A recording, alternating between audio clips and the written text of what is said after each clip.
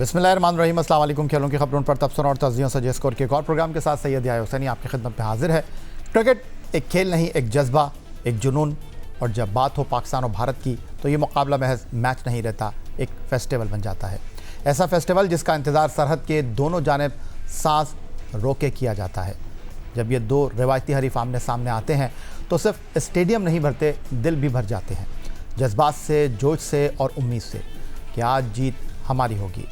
कहते हैं क्रिकेट की दुनिया में अगर कोई एक मुकाबला बैनुल-अक़वामी क्रिकेट कौंसिल के ख़जाने को सबसे ज़्यादा भरता है तो वो यही टाकरा है, पाकिस्तान बनाम भारत। और अगर ये कहा जाए कि यही मैच आलमी क्रिकेट की मौशी शहरग है तो शायद मुबालगा ना हो। एक वक्त था जब पाकिस्तान का नाम ही काफ़ी होता था।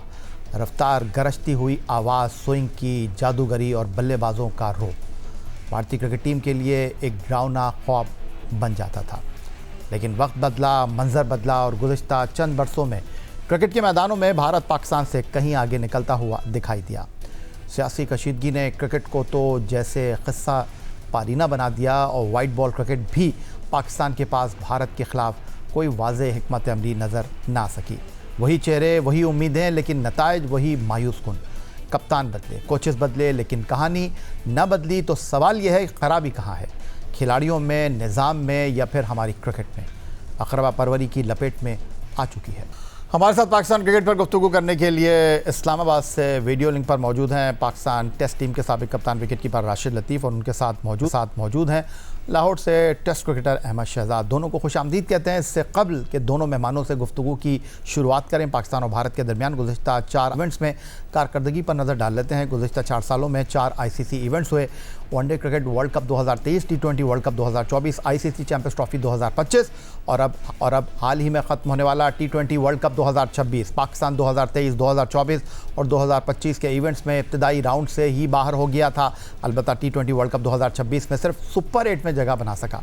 दूसरी जानिब भारतीय क्रिकेट टीम इन 4 ICC इवेंट में 1 में रनर अप रही और 3 में भारतीय टीम चैंपियन बनी। भारत ने अपने होम ग्राउंड पर होने वाले वनडे क्रिकेट वर्ल्ड कप 2023 में ऑस्ट्रेलिया से फाइनल खेला। फिर अमेरिका, वेस्ट इंडीज़ में मुनक़्क़िद होने वाले T20 वर्ल्ड कप 2024 में T20 वर्ल्ड कप का फाइनल दूसरी मरतबा अपने नाम किया।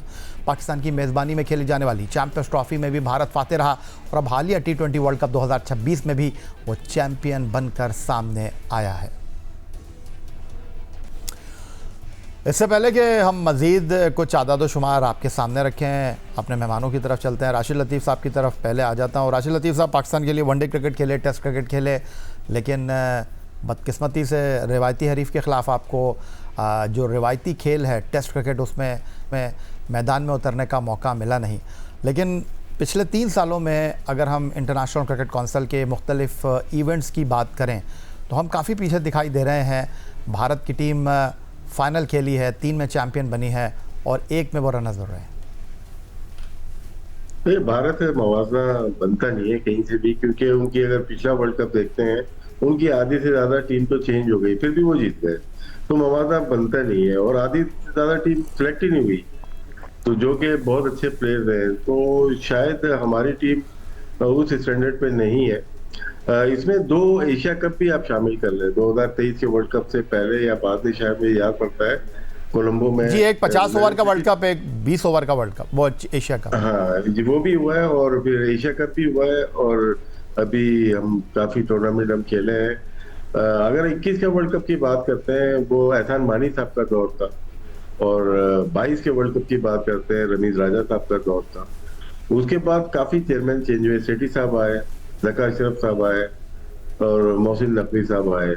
ये दौर चले आपके, और उसमें हमें काफी नाकामी देखने में मिली है। लास्ट 4 ईयर की जो आपने बात की है, 4 टूर्नामेंट की, एशिया कप भी लेते हैं, वो भी हमारे लिए तो बहुत बड़ा टूर्नामेंट है। 6 टूर्नामेंट में हमें बदतरीन नाकामी का सामना करना पड़ा। फाइनल जरूर खेले इंडिया से, लेकिन तीनों मैचेस हम हार गए। लेकिन इसमें किसी एक चीज का तो फॉल्ट हो नहीं सकता, पूरे सिस्टम का ही फॉल्ट है ना। जहां पे मवाजना कर रहे थे हम लोग तो इंडिया का, उनकी तो पूरी टीम ही चेंज हो गई, वो फिर भी जीत गए। इसका मतलब उनका सिस्टम इंटैक्ट है, अपनी जगह पे है, उनके यहाँ मेरिट बहुत हाई है। उनके जो प्लेयर्स हैं, साबका प्लेयर हैं, वो अपने मतलब के लिए नहीं आ रहे। उनके जो मौजूदा प्लेयर खेलने वाले हैं, वो अपनी नेशन के लिए खेल रहे हैं। तो स्टेक बहुत हाई है वहां पे। यहाँ पे लग रहा है कि प्लेयर्स भी टाइम पास कर रहा है। जो कब्जा किया हुआ है हमारे पुराने टेस्ट प्लेयर्स ने, कुछ खास लोग हैं वही नजर आ रहे हैं आपको। उनका भी एक एक किरदार लग रहा है कि टीम को खराब तो नहीं बोलूंगा, अच्छी सिलेक्शन ना करने पे। कभी ऐसा नहीं हुआ कि कुछ टूर्नामेंट हारने के बाद बोला जाए सिलेक्शन कमेटी चेंज कर दो, वो होती है, मजाक में होता है, लेकिन एक कंप्लेन चली है इस दफा। वो हमारी वजह से चली, किसकी वजह से चली, आई डोंट नो, लेकिन पहली दफा हुआ है कि सिलेक्शन कमेटी के ऊपर ताबड़तोड़ हमले किए। शायद उनका प्रेस कॉन्फ्रेंस करना ही गलत था। एक तो वो हो गई, फिर उसके बाद मेंटोर कितने सारे हमने ले लिए। दुनिया में कहीं मेंटोर होता है?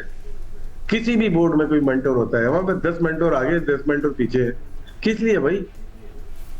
ये एक कैटेगरी हमारे पास सेंट्रल कॉन्ट्रैक्ट है नहीं।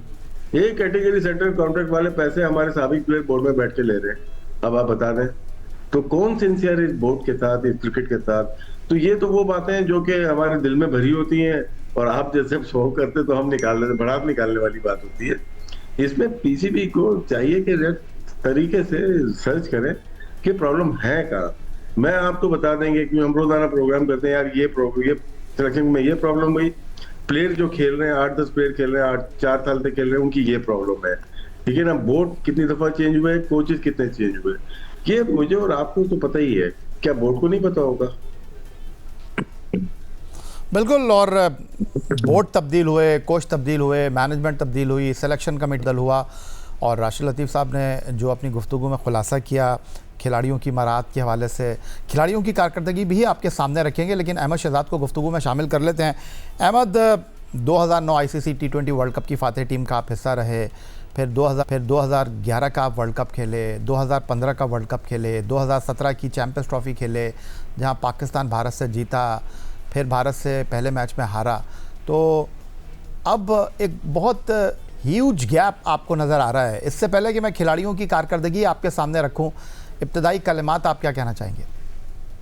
जी, वो ऑब्वियसली गैप तो ह्यूज है, और like through out the world cup हम यही बात करते रहे हैं, और गैप का तो आपको अंदाजा हो ही जाता है। नॉर्मली होता है कि 4-5 मैच आप खेलते हैं किसी से तो एक आधा जीत ही जाते हैं, लेकिन अभी आपने रिसेंटली देखा होगा 4 मैच हमने खेले हैं 4-5 महीने के अंदर, वो चारों मैच हम हारे हैं यार। और फिर ये गिनवाया जाता है कि यार कोई भी नहीं जीता। यार ठीक है, इवेंट्स के अंदर हम हार जाते हैं, कोई ऐसी बात नहीं है, हो जाता है, लेकिन ओवरऑल भी आपकी टीम वैसी नहीं है कि आप 10 मैच जीतेंगे ना तो आप कहेंगे इवेंट से बाहर जाके भी 10 मैच खेलेंगे तो आप 5 जीत जाएंगे या 6 जीत जाएंगे। ऐसा हो ही नहीं सकता। आप देखें कि पुरानी टीम जो है आपकी, वो जब भारत में गई थी, मैं नहीं था उस टूर पे, लेकिन नासिर जमशेद गया था, उसने 2-3 सेंचुरियां की थी सारा, तो हरा के आई थी कि नहीं आई थी भारत के अंदर जाके भारत को?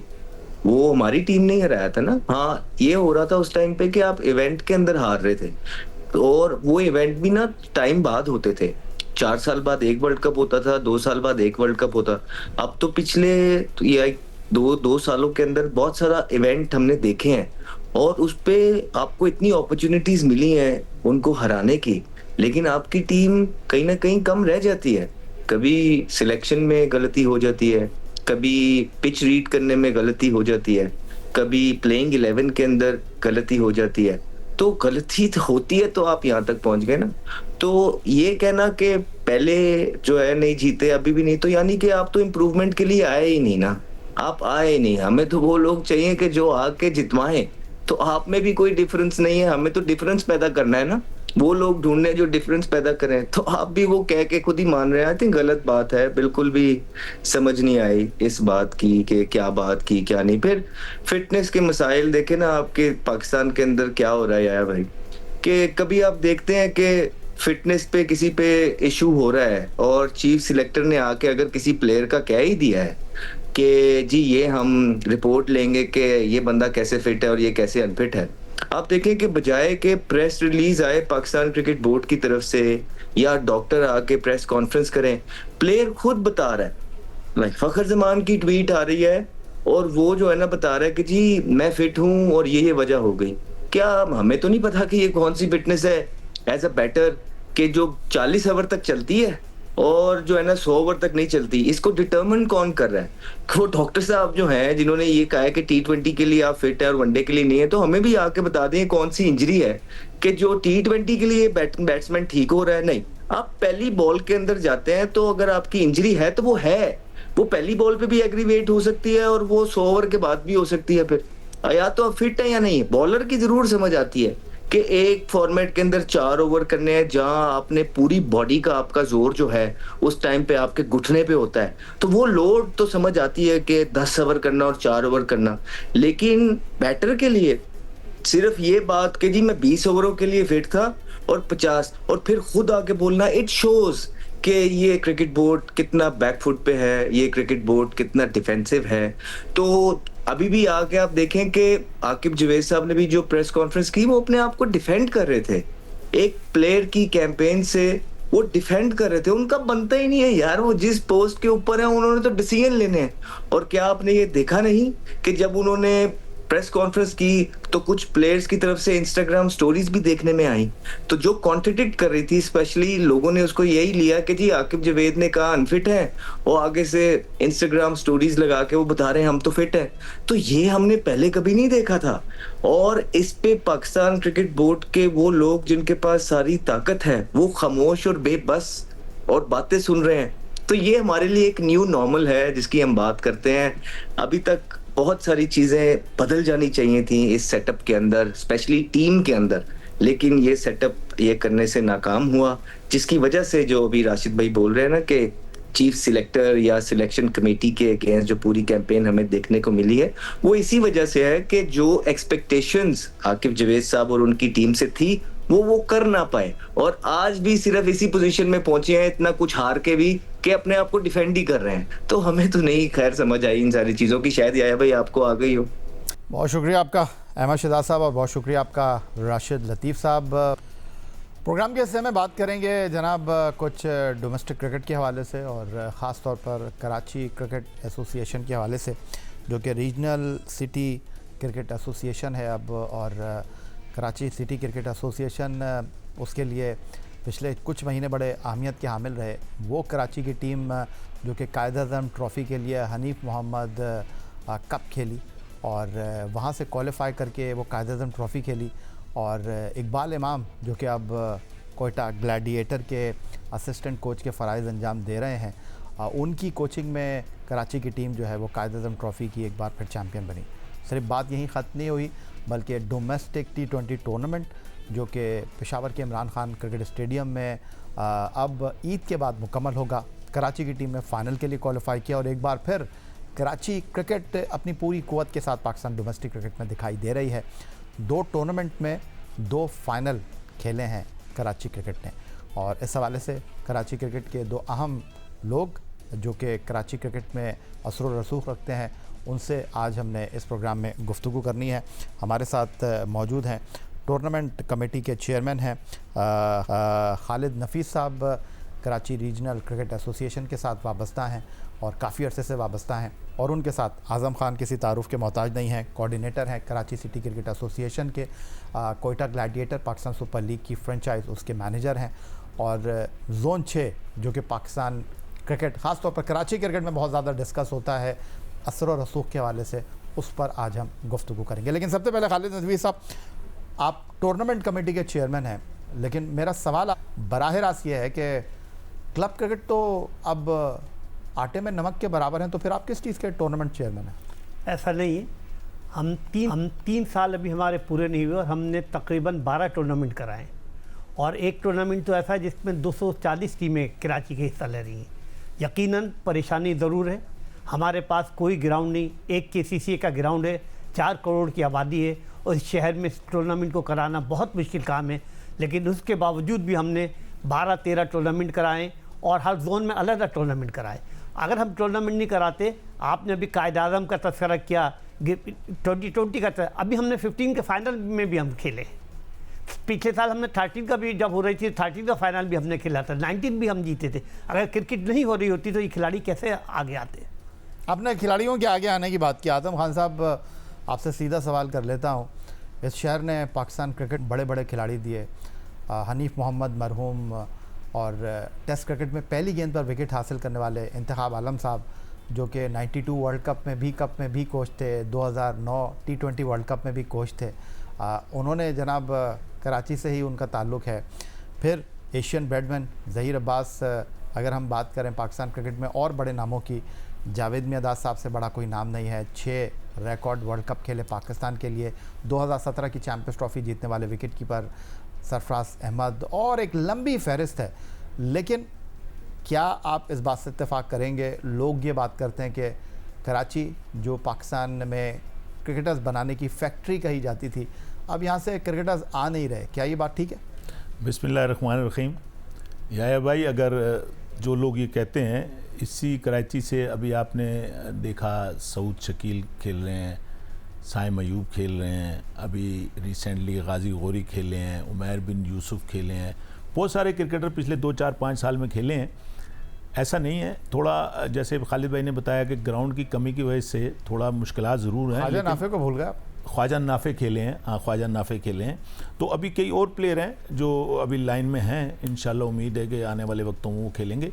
लेकिन ये कहना गलत है कि कराची में टैलेंट नहीं है। अगर सर कराची में क्रिकेटर नहीं आ रहा, टैलेंट नहीं आ रहा, तो 15 का फ़ाइनल कराची खेली, अभी 17 का फाइनल कराची खेली, T20 का फ़ाइनल अभी पेशावर में कराची की टीमें खेल रही हैं, कायद आज़म ट्रॉफ़ी कराची की टीम खेली, क्वालिफाइंग राउंड के अंदर कराची की टीम जो है वो क्वालिफाई करके ऊपर आई। तो ये टैलेंट की वजह से आई। ये कहना गलत है कि प्लेयर नहीं आ रहे, प्लेयर आ रहे हैं, लेकिन ऐसा लोग प्रोपेगेंडा ज़रूर करते हैं कि प्लेयर नहीं आ रहे। कराची से प्लेयर ज़रूर आ रहे हैं, और इसकी मिसाल मैंने आपको बता दी कि कई प्लेयर अभी गुज़श्ता 5-6 सालों के अंदर कराची से पाकिस्तान की टीम में खेल रहे हैं, और कराची की टीमों की परफॉर्मेंस भी आपके सामने है। इसमें किसी से कोई ढकी छुपी बात तो है नहीं। खालिद नफ़ी साहब, आज़म खान साहब कह रहे हैं कि कराची से क्रिकेटर भी आ रहे हैं, कराची में क्रिकेट भी हो रही है, लेकिन चंद सालों से कराची सिटी क्रिकेट एसोसिएशन जो माजी में हुआ करती थी, अब कराची रीजनल क्रिकेट एसोसिएशन है। आप लोगों का ये शिकवा है, और अगर आसान ज़बान में कहूँ, आप लोगों का ये रोना है कि आप लोगों के पास अब ग्राउंड नहीं है, और सिटी गवर्नमेंट ने ग्राउंड टेक ओवर कर लिए हैं, और अब आपको बुकिंग करानी पड़ती है। तो ये मामला कहीं हल हुआ है या जूं का तूं है? हमने हर जगह दरख्वास्तें दी हैं, लोगों से मुलाकातें की हैं। हमने सिटी एसोसिएशन के अलावा हम जमात इस्लामी के अमीर से भी मिले हैं कराची के, उनको भी दरख्वास्त की है। हुआ कुछ नहीं, लेकिन अफसोस अभी तक कहीं भी हमारा कोई ग्राउंड वापस नहीं हुआ। 5 ग्राउंड तो पीसीबी ने बनाए थे, वो तक हमें नहीं दिए जा रहे। हर ग्राउंड में हमें पैसे देना पड़ते हैं, और बग़ैर पैसे के कोई भी आदमी ग्राउंड देने को तैयार नहीं होता। और आप ये सोचें, जब हम 200 टीमों का टूर्नामेंट करा रहे हैं और 240 टीमों का, तो हमें कितने मुश्किल से ग्राउंड। तो खालिद नफ़ी साहब, ये सारे जो ग्राउंड हैं बल्दिया उज़्मा के अंडर में आते हैं, तो आप मेयर कराची बैरिस्टर मुर्तज़ा वहाब साहब से मिले? जी, बैरिस्टर साहब से भी मिला है हमारा वफ्द, डिप्टी मेयर साहब से भी मिला है, हमने खतूत भी लिखे हैं, सीएम साहब को भी एप्लीकेशन दी है, और सीएम साहब से दरख्वास्त भी की थी कि हम जब फाइनल जीत के आए थे कि हम प्रोग्राम कर रहे हैं, उसमें तशरीफ़ लाएँ। लेकिन ऐसा लगता है कि स्पोर्ट्स की तरफ इनकी कोई तवज्जो नहीं है। इसी शहर नहीं हो रही आपकी? बिल्कुल नहीं हो रही। इसी शहर में 1 करोड़ वाला टूर्नामेंट भी हुआ, इसी शहर में कराची से बाहर की टीमों वाले टूर्नामेंट भी हुए, और इसी शहर में ग्राउंड लोगों को बना के दिए गए। लेकिन आज ग्राउंड बनाने के देने के बजाय ग्राउंड छीने जा रहे हैं, और हम लोग सिर्फ एक केसीसी ग्राउंड में पूरी कराची के क्रिकेट को चला रहे हैं। आज़म खान साहब, इस वक्त कराची में 7 जोन है, और कितने क्लब्स मौजूद हैं? 7 जोन के अंदर या भाई मेरे ख्याल में 250 के करीब क्लब्स हैं। ये सारे फ़ाल हैं? जी फ़ाल हैं सब। अभी आपको पता है कि स्कूटनी हुई है, और उसके अंदर स्कूटनी के अंदर सब उन्होंने जो है वो पास हुए हैं, और फ़ाल ना होते तो पास ना होते। फ़ाल ना होते तो पास ना होते। और नदीम उमर साहब जो हैं बतौर सदर कराची रीजनल क्रिकेट एसोसिएशन जिम्मेदारियां अदा कर रहे हैं, लेकिन सिर्फ आपके पास एक KCCA ग्राउंड है या वो भी नहीं है? देखें, ये KCCA ग्राउंड जो है, नदीम उमर साहब, आप अभी जाके ग्राउंड को देखें, माशाल्लाह से नदीम उमर साहब जब से कराची के सदर बने हैं, तो उन्होंने अपने जेब से पैसे लगा के उसको इस काबिल किया है कि जो पाकिस्तान से टीमें आ रही हैं ट्रॉफ़ी खेलने के लिए, वो उसमें खेल के खुश होती हैं, और लगता है कि हाँ कोई स्टेडियम है। जब तक वो नदीम उमर साहब हैं तो वो स्टेडियम तो हमें मिल ही रहा है। लेकिन जैसे अभी खालिद भाई ने कहा कि 5 ग्राउंड हमें जनरल तोकीर ज़िया साहब ने बना के दिए थे एसोसिएशंस को पूरे सर पाकिस्तान में। 22 साल पुरानी बात कर रहे हैं, विजन 2003 के बिल्कुल एतबार से बिल्कुल उन्होंने बिल्कुल बनाए थे। बिल्कुल। मैं देखें जिन्होंने अच्छा काम किया, जनरल तौकीर साहब ने अच्छा काम किया था, तो याद 22 साल क्या 50 साल बाद भी बंदा करता है। तो उन्होंने पूरे पाकिस्तान के एसोसिएशंस को ग्राउंड बना के दिए थे, जिससे काफ़ी मकदार में लड़के आ रहे थे खेल के। लेकिन वो गुज़श्ता 5-6 साल से कराची के ग्राउंडों को तो नाजिम साहब की उन्होंने ज़ेर सरपरस्ती चल रहे हैं वो, और कुछ जमात इस्लामी की ज़ेर सरपरस्ती चल रहे हैं। अच्छा खालिद नफ़ी साहब, ये आज़म खान साहब ने बताया कि कराची में जो 7 जोन है वहाँ 250 क्रिकेट क्लब फाल हैं। सबसे ज़्यादा क्रिकेट क्लब किस जोन में? सबसे ज़्यादा जोन 4 में, जोन 4 में। जोन 4 शाह फैसल और मलिर। तो वहाँ कितने क्लब हैं? वहाँ तकरीबन 46 क्लब हैं। 46 क्लब हैं। और आपका ताल्लुक जोन 5 से है जी। और आपका जो क्लब है वो पाक कोरंगी है। जी। पाक कोरंगी आपका क्लब है। तो जोन 5 में क्या सूरत हाल है? जोन 5 में 18 क्लब हैं। 18 क्लब हैं। लेकिन एक जो इस वक्त बहस कराची क्रिकेट के हवाले से चल रही है, बल्कि अब ये तो पाकिस्तान क्रिकेट में ये बहस चलने लगी है कि पाकिस्तान का जो सबसे बड़ा कराची क्रिकेट का शहर है, जिसको कहा जाता है पाकिस्तान क्रिकेट की नर्सरी, वहाँ जोन 6 का बड़ा असर रसूख है, जिसको आज़म खान साहब देखते हैं, लुक आफ्टर करते हैं। पाकिस्तान क्रिकेट क्लब बड़ा चर्चा में रहती है कि जनाब पाकिस्तान में जो कराची शहर है 250 क्लब मौजूद हैं, लेकिन ये 250 क्लब जो हैं उसका मुकाबला पाकिस्तान क्रिकेट क्लब से नहीं है। जो अच्छा बच्चा होता है उसको जो है वो मकनातीस की तरह पाकिस्तान क्रिकेट क्लब अपने पास खींच लेता है। क्या ये शिकवा आपका भी है? नहीं, ऐसी कोई बात नहीं। आप रात देखें, जोन 3 का है। अभी अब्दुल्ला जिसने रन किया, अब्दुल्ला फजल, वो जोन 4 का बच्चा है। ऐसा तो नहीं, ये को जोन 6 के तो बच्चे नहीं। जो खिलाड़ी अच्छा खेलेगा वो किसी भी जोन से खेल सकता है, कोई उससे रोक नहीं सकता। परफॉर्मर कोई भी नहीं रोक सकता। अब्दुल्ला फजल आज सबके सामने अबरार मुस्तकिल पाकिस्तानी टीम का हिस्सा है। वो जोन 3 में, उनका ताल्लुक कोई जोन 6 से नहीं है। खेल रहे पाकिस्तान की नुमाइंदगी कर नहीं, रहे ये हैं। मिसाल आपने अच्छी दी कि अबरार जो हैं वो पाकिस्तान क्रिकेट क्लब से उनका ताल्लुक नहीं है। इवन अगर मैं बात करूं उस्मान तारिक की, जो कि पेशावर से उनका ताल्लुक है, कोयटा ग्लैडिएटर से खेलते हैं। आपने अब्दुल्ला फजल की बात की, और अगर मैं गलती नहीं कर रहा तो अंडर 19 टीम के जो कैप्टन हैं, जिन्होंने टॉप किया है कायद आज़म ट्रॉफ़ी में, सबसे ज़्यादा रन्स किए, मिर्ज़ा साद बेग, उनका ताल्लुक भी पाकिस्तान क्रिकेट क्लब से नहीं है। लेकिन मेरे प्रोड्यूसर ये कह रहे हैं कि खालिद नफ़ीस साहब, चूँकि आप कैबिनेट में मौजूद हैं रीजनल क्रिकेट एसोसिएशन कराची की, तो इसलिए तो ये बात नहीं कर रहे कि आप आज़म खान के साथ बैठे हैं। नहीं, ऐसी कोई बात नहीं। देखिए, आज़म साहब एक जोन चला रहे हैं, हम तो नदीम उमर की ज़ेर क़यादत ये काम कर रहे हैं। आज़म साहब नदीम उमर साहब के कोऑर्डिनेटर हैं, बेहतरीन काम करते हैं, मेहनत करते हैं। और जहाँ तक साद बेग के आपने कहा, साद बेग पाकिस्तान सीसी में है, जोन 6 में है। साद बेग अंडर 19 वाले वो पाकिस्तान सीसी जोन 6 में ही है। और जहाँ तक आज़म साहब का सवाल है, आज़म साहब सुबह से लेके शाम तक, रात तक 24 घंटे मेहनत करते हैं, और अल्लाह ताला मेहनत का फल देता है। अल्लाह ने इनको जो इज़्ज़त दी है वो इनकी मेहनत की वजह से दी है। इस वजह से नहीं दिए कि ये नदीम उमर के साथ चल रहे हैं। नदीम उमर साहब के साथ इतनी मेहनत करते हैं कि बाद दफ़ा नदीम उमर साहब को ज़हमत ही देना पड़ती लोगों को, और जोन वाले इनसे ही रब्ता करके अपने काम करवा लेते हैं। और माशाल्लाह कराची जो हम जीते हैं और आइंदा भी जीतेंगे, उसकी वजह नदीम उमर की बेमिसाल क़यादत है। अच्छा, ये तो खालिद नफ़ीस साहब ने बात कर दी, आज़म खान साहब, लेकिन अगर हम कराची क्रिकेट की बात करें तो पहले KCCA हुआ करती थी, और एक बड़ा नाम है कराची क्रिकेट में प्रोफेसर सिराजुल इस्लाम बुखारी, तब भी आप मुतहर्रिक थे। फिर प्रोफेसर एजाज़ फ़ारूकी साहब आए, तब भी आप मुतहर्रिक थे। डॉक्टर मोहम्मद अली शाह आए, तब भी आप मुतहर्रिक थे। अब नदीम उमर साहब कराची क्रिकेट की बागडोर संभाले हुए हैं, आप अब भी मुतहर्रिक हैं। और अगर मैं देखूं तो आप एज ए कोऑर्डिनेटर काम कर रहे हैं, आप सेक्रेटरी नहीं हैं, आप जॉइंट सेक्रेटरी नहीं हैं, उसके बावजूद भी आपके ऊपर तनकीद होती है। देखें याया भाई, बड़ी अच्छी बात बोली आपने। जैसे अभी आपने कहा खिलाड़ियों का, देखें सारे बच्चे कराची के बच्चे हैं, मेरा कोई रिश्तेदार नहीं है, मेरा कोई भाई भतीजा नहीं खेल रहा। और जब फ़ारूकी साहब का दौर था तो फ़ारूकी साहब के दौर में भी सब पाकिस्तान क्रिकेट क्लब के लड़के कराची से खेलते थे, और पाकिस्तान क्रिकेट क्लब में बच्चे खेलना चाहते थे उस वक़्त भी। जब शाह साहब का दौर था तब भी यही हाल था, बुखारी साहब का दौर था तब भी यही हाल था। अब मुझे बताएं, फिर अगर लड़का कोई अच्छा है, जैसे आप जियो में बैठे हैं, अब एक मिसाल दूसरे किसी चैनल वाला जो भी एंकर हो, वो अगर उसको कोई जियो से ऑफ़र हो या उसको ख्वाहिश हो मैं जियो से जाकर जियो में प्रोग्राम करूं, तो जियो क्योंकि बड़ा चैनल है, इसलिए लोग जियो में आने के लिए खिंचे चले आते हैं। जियो कोई घर में जाके सबको बुलाता थोड़ी, ऐसी पाकिस्तान क्लब का है। पाकिस्तान क्लब किसी को जाके घर में थोड़ी बोलता है भाई डंडे से आ जाओ भाई हमारे पास खेलो, नहीं तो नहीं होगा। अल्लाह का शुक्र है, आप बुखारी साहब का दौर देख लें, आप फारूकी साहब का दौर देख लें, रिकॉर्ड निकाल लें सारा, आप मरहूम डॉक्टर शाह साहब का दौर देख लें।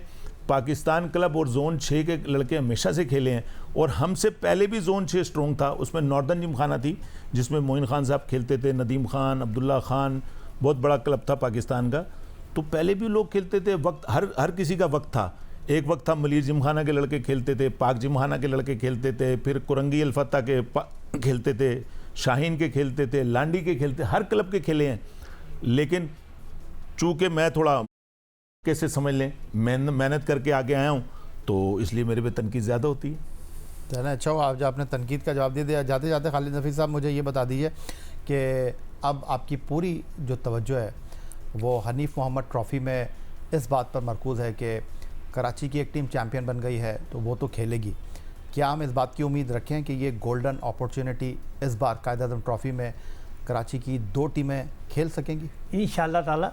देखिए, इसका सबूत ये देख ले कि अभी हमने 2020 भी क्वालिफाई करके खेला सेकंड टीम में, और माशाल्लाह से हमारी सेकंड टीम भी जो है अब उसको क्वालिफाई करने की ज़रूरत नहीं है। अब 2020 जब होगी तो हमारी कराची की 2 टीमें होंगी, और इंशाअल्लाह यही रिज़ल्ट हम हनीफ मोहम्मद में देंगे, और इंशाअल्लाह कायद-ए-आज़म ट्रॉफ़ी में भी कराची की 2 टीमें की नुमाइंदगी होगी। आज़म खान साहब, जाते जाते ज़रा ये बता दीजिए, आपने जिस तरह बात की कि ख्वाजा नाफे उनका ताल्लुक़ कराची से, आपने साइम अयूब की बात की, आपने मिर्ज़ा साद बेग की बात की, आपने अबरार अहमद की बात की, फ़िटनेस मसाइल रहे हैं अगर मैं बात करूं मीर हमज़ा को। लेकिन फ़ास्ट बॉलर की अगर हम बात करें तो कराची से कराची एक्सप्रेस का नाम दिया गया मोहम्मद समी को। तेज़ बॉलर कराची से नहीं आ रहे। बिल्कुल, ये आपने बजा फरमाया कि कराची से फास्ट बॉलर उस तरह के नहीं आए जिस तरह आपने कहा मोहम्मद समी या उससे पहले जो लड़के खेलते थे। अभी साकिब एक लड़का आया है, माशाल्लाह से वो अच्छा कर रहा है, कोयटा ग्लैडिएटर में भी है जी। इस दफ़ा कोयटा ग्लैडिएटर ने भी उसको लिया, क्यों नहीं, उसने डोमेस्टिक में बहुत परफॉर्मेंस की है, कायद-ए-आज़म ट्रॉफ़ी के बेस्ट बॉलर हुए हैं, तो इसलिए कोयटा ग्लैडिएटर के नदीम उमर साहब और हसन उमर साहब ने उसको कोयटा ग्लैडिएटर से खेलने के लिए टीम में रखा है, ताकि वो वहाँ आके और अपने आप को सामने लाए। बहुत शुक्रिया आपका आज़म खान साहब, और बहुत शुक्रिया आपका खालिद नफ़ी साहब। स्टूडियो में आपने हमें जाते जाते कुछ बात कर लेते हैं। इंटर बोर्ड स्पोर्ट्स कमेटी के ज़ेर निगरानी और लाहौर बोर्ड के ज़ेर एहतमाम all Pakistan inter board boys hockey team ने सल्तनत ओमान का पहला तारीख़ी और कामयाब दौरा मुकम्मल कर लिया। पहली बार ओमान की बाज़ाब्ता दावत पर पाकिस्तान टीम ने वहाँ की जूनियर और सीनियर कौमी टीमों के ख़िलाफ़ दोस्ताना मैच खेले। ओमान में पाकिस्तानी सफ़ीर सैयद नवीद बुखारी ने टीम का इस्तकबाल किया, जबकि वतन वापसी पर सूबाई वज़ीर तालीम राना सिकंदर हयात खान और दीगर ने खिलाड़ियों से मुलाकात करके उन्हें कामयाब दौरे पर मुबारकबाद दी। खिलाड़ियों को बैनुल-अक़वामी मयार की किट्स और जदीद हॉकियों समेत तमाम ज़रूरी सहूलियात फराहम की गई। माहिरीन के मुताबिक ये दौरा मुल्क में हॉकी के फ़रोग़ और नौजवान खिलाड़ियों को आलमी सतह पर मुतारिफ़ कराने के लिए एक संग मील साबित होगा। हुक्काम ने आज़म ज़ाहिर किया है कि वज़ीर आला पंजाब मरियम नवाज शरीफ के विजन के मुताबिक मुस्तक़बिल में भी ऐसे बैनुल-अक़वामी दौरे जारी रखे जाएंगे। यही था जनाब आज का हमारा प्रोग्राम। एक्स अकाउंट पर आप हमें फॉलो कर सकते हैं, ईमेल कर सकते हैं, अपनी राय से आगाह कर सकते हैं score@geo.tv पर। इस दुआ, इस उम्मीद, इस तवक्को के साथ कि पाकिस्तान में खेल और खिलाड़ी तरक्की करते रहें। सैयद याहिया हुसैनी को स्कोर की पूरी टीम के साथ अगले प्रोग्राम तक के लिए इजाज़त दीजिए। अल्लाह हाफ़िज़।